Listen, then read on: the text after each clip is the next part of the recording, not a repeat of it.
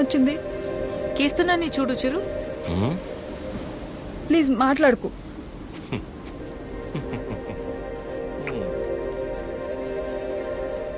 ప్రేమించేటప్పుడు ఒకరు లేకపోతే ఇంకొకరు లేరు అన్నట్టు ఉండడం, పెళ్ళైన తర్వాత ఇదిగో ఇలా ఏడవడం.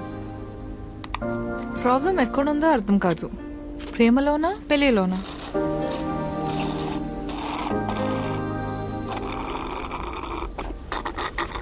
చిరు, వింటున్నావా?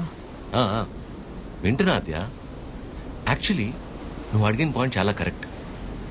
ప్రాబ్లం రెండిట్లోనూ లేదు, మనలోనే ఉంది.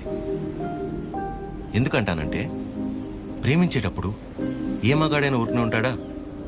నువ్వు నేను, నువ్వు లేక నేను లేను, నీ నవ్వే నా ఏసీ ఫ్యాను, పెళ్ళయ్యాక నీకు తినిపించాక నేను తింటాను, నువ్వు సబ్బేసి వృత్తే నిన్ను ఇల్లేసుకోడు.